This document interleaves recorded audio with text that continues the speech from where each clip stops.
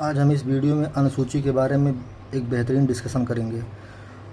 अनुसूची मूल संविधान में कुल 8 अनुसूची था, वर्तमान में कुल 12 अनुसूची हो गई। तो मूल संविधान में कितने अनुसूची थी? 8 अनुसूची थी, वर्तमान में कुल 12 अनुसूची हो गई। तो पहले हम 1 से 8 अनुसूची पढ़ेंगे, फिर 9, 10, 11, 12 पढ़ेंगे, क्योंकि इसका कॉन्सेप्ट है कि 9वीं अनुसूची क्यों जोड़ा गया, 10वीं अनुसूची क्यों जोड़ा गया, 11वीं अनुसूची क्यों जोड़ा गया, 12वीं अनुसूची में क्या जोड़ा गया और उसका क्या उल्लेख है। तो पहले हम 1 से 8 अनुसूची के बारे में बेहतरीन डिस्कशन कर लेंगे, इसमें क्या प्रावधान है, क्या कैसे कैसे है, तब 9वीं, 10वीं, 11वीं, 12वीं के बारे में पढ़ेंगे। तो एक से लेकर 8 तक पहले स्पोर्ट याद करेंगे। स्पोर्ट, स्पोर्ट सबको याद हो जाएगा। SPORT पहले अनुसूची में स्टेट के बारे में दिया गया, दूसरे अनुसूची में पेमेंट के बारे में दिया गया। पेमेंट मतलब महत्वपूर्ण संवैधानिक पद धारण करने वाले व्यक्तियों का वेतन एवं भत्ता के बारे में दिया गया। तीसरी अनुसूची ओ फॉर ओथ के बारे में, महत्वपूर्ण संवैधानिक पद धारण करने वाले व्यक्तियों का शपथ का उल्लेख किया गया है। आर फॉर राज्यसभा, केंद्र और राज्य मतलब राज्यों से कितना राज्यसभा सीट चुनकर जाएगी, राज्यसभा का प्रावधान किया गया। 5वीं अनुसूची में टी ट्राइबल, एससी और एसटी क्षेत्रों के प्रशासन एवं नियंत्रण के बारे में प्रावधान दिया गया है। तो 5वीं अनुसूची ट्रिक से याद हो जाएगा 1 से 5 तक। स्पोर्ट याद करेंगे तो S for state, T for payment, O for oath, R for Rajya Sabha, T for tribal. तो ये हो गया। फिर छठवीं अनुसूची में असम, मेघालय, त्रिपुरा, मिजोरम के अनुसूचित क्षेत्रों और जनजातीय क्षेत्रों के प्रशासन के बारे में दिया गया। ऐसा क्यों किया गया? क्योंकि इन राज्यों में बहुत ज़्यादा अनुसूचित जनजात है, इसीलिए विशेष रूप से प्रावधान किया गया। तो छठवीं अनुसूची के बारे में पूछ सकता है कि निम्नलिखित में से कौन से राज्य छठवीं अनुसूची में प्रावधान दिया गया है? तो आपको याद होना चाहिए असम, मेघालय, त्रिपुरा, मिजोरम। 4 बार बोलेंगे तो याद होगा। असम, मेघालय, त्रिपुरा, मिजोरम। मन में बोलिए असम, मेघालय, त्रिपुरा, मिजोरम, ऐसे बोलिए असम, मेघालय, त्रिपुरा, मिजोरम, तो याद हो जाएगा। फिर 7वीं अनुसूची में केंद्र, संघ तथा राज्यों के बीच शक्तियों का बंटवारा किया गया। मतलब इसे केंद्र सरकार और राज्य सरकार के बीच कौन से कानून केंद्र सरकार बनाएगी और किस विषय पे कानून राज्य सरकार बनाएगी, इसका उल्लेख किया गया है। तो 7वीं अनुसूची में 7 से 7वीं शक्तियों का बंटवारा किया गया है। 7 से 7वीं शक्तियों का बंटवारा किया गया है। तो ऐसे याद करेंगे 7 से 7वीं शक्तियों का बंटवारा किया गया कि केंद्र सरकार किन विषयों पर कानून बनाएगी और राज्य सरकार किन किन विषयों पर कानून बनाएगी। तो संघ सरकार 57 विषय पर कानून बनाएगी, राज्य सरकार मूल संविधान में 66 विषय पर कानून बनाता था, लेकिन वर्तमान में 42वें संविधान संशोधन 1976 द्वारा 59 विषय रह गए। समवर्ती सूची पे 47 विषय था मूल संविधान में, फिर 42वें संविधान संशोधन द्वारा ये जोड़कर 52 विषय हो गए। तो संघ सूची पर कानून बनाने का अधिकार केंद्र सरकार को है, राज्य सूची पर कानून बनाने का अधिकार राज्य सूची को है, समवर्ती सूची पर कानून बनाने का अधिकार दोनों का है, केंद्र और राज्य को दोनों बनाने का प्रावधान है। फिर 8वीं अनुसूची में राजभाषा का प्रावधान किया गया है। 8वीं अनुसूची में राजभाषा का प्रावधान किया गया है। मूल संविधान में कुल, पहली बात एक ध्यान देने की जरूरत है, 8वीं अनुसूची में कैसा प्रावधान है? राजभाषा का प्रावधान किया है। मूल संविधान में कुल 14 भाषाएं थी, लेकिन वर्तमान में कुल 22 भाषाएं हैं। तो जो 8 भाषाएं नई जुड़ी हैं विभिन्न संवैधानिक संशोधनों के माध्यम से जुड़ी गई है। तो आपसे पूछ सकता है कि सिंधी किस संविधान संशोधन द्वारा जोड़ा गया, 71वें संविधान संशोधन द्वारा कौन सी भाषा नहीं जोड़ी गई, 92वें संविधान संशोधन द्वारा कौन सी जोड़ी गई। तो 21वें संविधान संशोधन 1967 द्वारा सिंधी जोड़ी गई। 21वें संविधान संशोधन 1967 द्वारा सिंधी जोड़ी गई। 21वें संविधान संशोधन 1903 बार 4 बार बोलेंगे तो याद हो जाएगा। 21वें संविधान संशोधन 1967 द्वारा सिंधी जोड़ी गई। फिर 71वें संविधान संशोधन नेपाली, मणिपुरी, कोंकणी जोड़ी गई। 71वें संविधान संशोधन 1992 द्वारा नेपाली, मणिपुरी और कोंकणी जोड़ी गई। तो नमक याद कर लेंगे, नमक, ना से नेपाली, माँ से मणिपुरी, का से कोंकणी। 92वें संविधान संशोधन 2003 द्वारा BDMS जोड़ा गया है। BDMS बोडो, डोंगरो, मैथिली, संताली, ये ट्रिक्स है। तो 8वीं अनुसूची से कितना एग्जामिनर क्वेश्चन पूछ सकता है? क्या प्रावधान दिया गया? व राजभाषा का प्रावधान दिया गया। मूल संविधान में कुल कितने भाषाएं थी? 14 भाषाएं थी। वर्तमान में कुल कितनी थी? 22 हैं। तो पूछ सकता है कि कौन कौन सी भाषा कब जोड़ा गया और किन संविधान संशोधन द्वारा जोड़ा गया। तो एक बार फिर से डिस्कशन कर देते हैं। 21वें संविधान संशोधन 1967 द्वारा सिंधी जोड़ा गया। 71वें संविधान संशोधन 1992 द्वारा नेपाली, मणिपुरी, कोंकणी जोड़ा गया, नमक याद कर लेंगे। 92वें संविधान संशोधन 2003 द्वारा BDMS याद करेंगे, बोडो, डोंगरो, मैथिली, संताली जोड़ेंगे। तो 8वीं अनुसूची 8 अनुसूची तो मूल संविधान संशोधन था। दूसरी अनुसूची और तीसरी अनुसूची के बारे में थोड़ा सा ये डिस्क्रिप्टिव में पढ़ सकते हैं। तो यहाँ स्पोर्ट याद करेंगे। पहली अनुसूची में स्टेट, दूसरी अनुसूची में पेमेंट, तीसरी अनुसूची में ओथ, चौथी अनुसूची में राज्यसभा सीटों का बंटवारा, 5वीं अनुसूची में ट्राइबल, ये हो गया। फिर दूसरी अनुसूची में वेतन एवं भत्ता का प्रावधान किया गया है। तो भारत के राष्ट्रपति का प्रावधान किया गया है वेतन। भारत के राज्यपाल, लोकसभा अध्यक्ष एवं उपाध्यक्ष, राज्यसभा के सभापति एवं उपसभापति, राज्य विधानसभा के अध्यक्ष और उपाध्यक्ष, राज्य विधान परिषद के अध्यक्ष, सभापति और उपसभापति, सर्वोच्च न्यायालय के न्यायाधीश, उच्च न्यायालय के न्यायाधीश, भारत के नियंत्रक एवं महालेखा परीक्षक। तो इन नौ संवैधानिक पदों का इन 9 संवैधानिक जो पद हैं इनका वेतन एवं भत्ता अनुसूची 2 में दिया गया। तो ध्यान देने की बात है, एग्जामिनर पूछ सकता है निम्नलिखित में से किसका उल्लेख अनुसूची 2 में वेतन एवं भत्ता के लिए नहीं है। तो उपराष्ट्रपति का नहीं है, सर्वोच्च न्यायालय का मुख्य न्यायाधीश नहीं है और उच्च न्यायालय का मुख्य न्यायाधीश नहीं है। तो यहाँ ध्यान देने की, क्योंकि वो उपराष्ट्रपति का क्यों नहीं है, क्योंकि उपराष्ट्रपति के रूप में वेतन एवं भत्ता ना पा करके राज्यसभा के सभापति के रूप में वेतन एवं भत्ता पाता है। तो इसको यहाँ ऐसे याद कर लेंगे, सर्वोच्च न्यायालय का मुख्य न्यायाधीश और उच्च न्यायालय का मुख्य न्यायाधीश, इसका उल्लेख अनुच्छेदों में दिया गया, इसलिए अनुसूची में नहीं दिया गया है।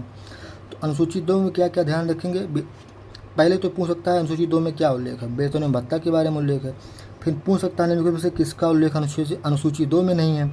तो उपराष्ट्रपति उल्लेख क्यों नहीं है, क्योंकि यह उपराष्ट्रपति के रूप में वेतन भत्ता ना पा करके राज्यसभा के सभापति के रूप में वेतन भत्ता पाता है। और सर्वोच्च न्यायालय के न्यायाधीश, मुख्य न्यायाधीश और उच्च न्यायालय के मुख्य न्यायाधीश, क्योंकि ये दोनों का उल्लेख संविधान के आर्टिकल में दिया गया है, तो अनुसूची 2 में इतना दिया गया है।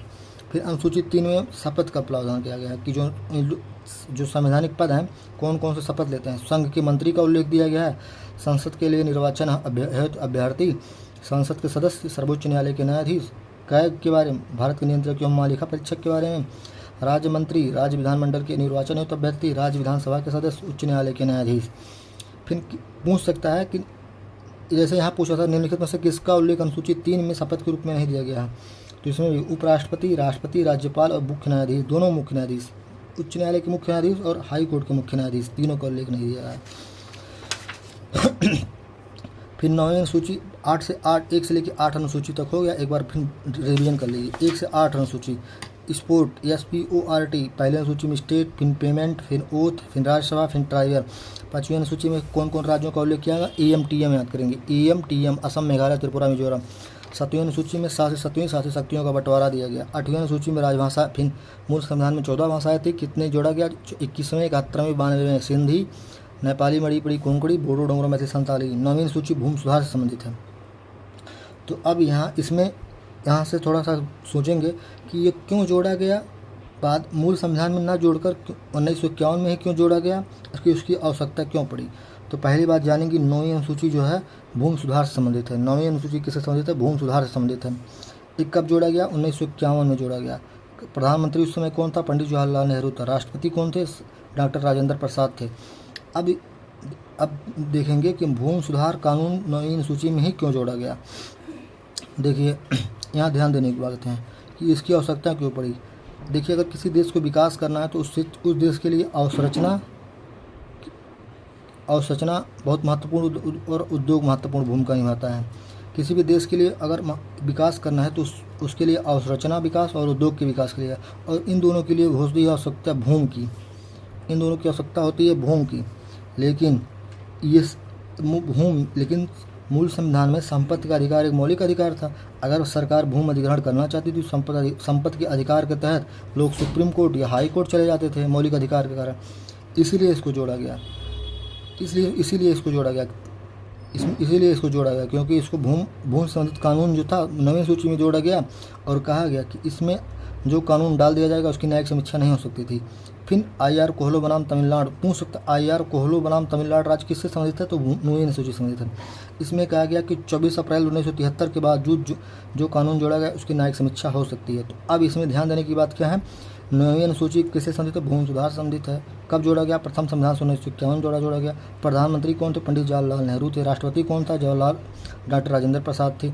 और इससे संबंधित कौन किस था, IR कोहलो बनाम तमिलनाडु से। इसकी जोड़ा क्यों गया, क्योंकि किसी भी देश के विकास के लिए भूमि की आवश्यकता होती थी और सूचना उद्योग के विकास के लिए भूमि की आवश्यकता थी। लेकिन मूल संविधान में ये मौलिक अधिकार होने के कारण लोग सुप्रीम कोर्ट, हाई कोर्ट में चले जाते थे। तो सरकार ने सोचा कि इस भूमि संबंधित कानून जो है 9वीं सूची में डाल दिया गया और न्यायिक समीक्षा नहीं हो सकती थी। लेकिन 1973 के बाद IR कोहलो बनाम तमिलनाडु राज्य केस में कहा गया कि इसकी न्यायिक समीक्षा हो सकती थी। अब देखिए 10वीं अनुसूची दल बदल कानून से संबंधित है। 10 से 10वीं दल बदल कानून। दल बदल कानून 92वें संविधान 1985 द्वारा जोड़ा गया। 92वें संविधान 1985 द्वारा जोड़ा गया। प्रधानमंत्री डॉक्टर राजीव गांधी और राष्ट्रपति फखरुद्दीन अली अहमद। तो इसमें देखिए क्या जोड़ा गया। जब 1984 में चुनाव हुआ था तो कांग्रेस सरकार 401 सीट प्राप्त की थी, बीजेपी मात्र 2 सीट प्राप्त की थी। 401 सीट कांग्रेस प्राप्त की थी और बीजेपी मात्र 2 सीट प्राप्त की थी। तो राजीव गांधी के समझ चुनौती था कि इन सांसदों को कैसे अपने तरफ रखा जाए, नहीं तो ये सांसद इधर उधर भाग रहे थे क्योंकि कोई नियम कानून था ही नहीं।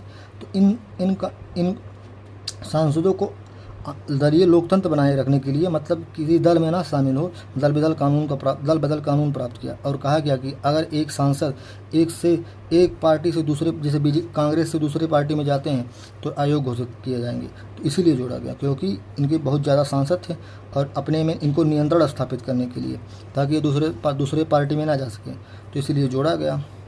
देखिए 10वीं अनुसूची में संक्षिप्त रूप में दल बदल कानून सम्मिलित है।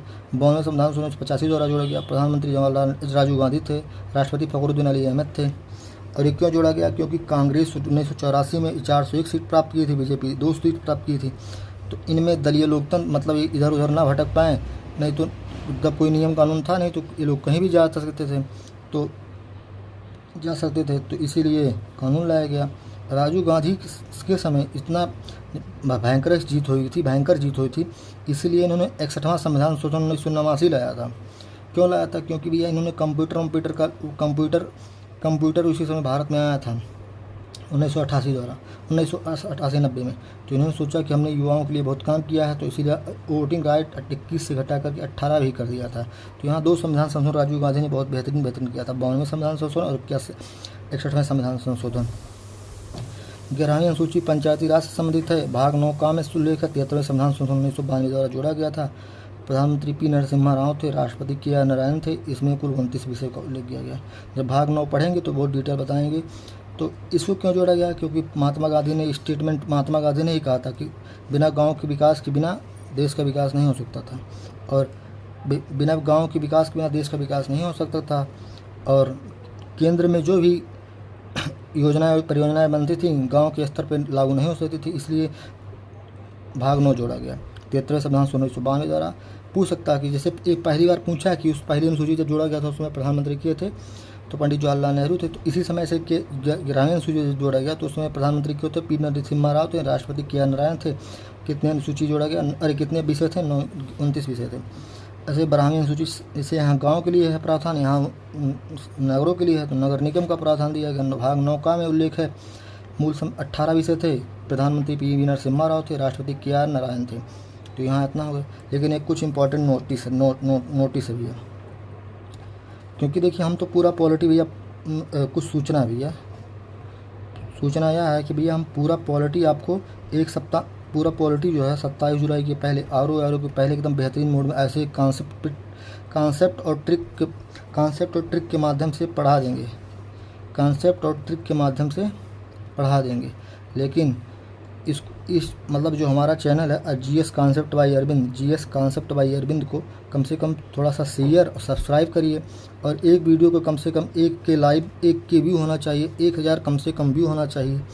और फिर दूसरा बात यह है, मतलब पहला सूचना क्या है कि हम 27 जुलाई आर के पहले पूरा पॉलिटी पढ़ा देंगे बढ़िया कांसेप्ट और ट्रिक के साथ। दूसरी बात यह है कि एक सप्ताह में 2 वीडियो आएगा, बृहस्पतिवार और रविवार को। और तीसरी बात यह है कि वीडियो को थोड़ा सा शेयर और सब्सक्राइब अपने दोस्तों के साथ करवाइए, और कम से कम एक वीडियो पे 1000 व्यू आना चाहिए। इतना बात, इसी बात को अंतिम करते हुए धन्यवाद भैया।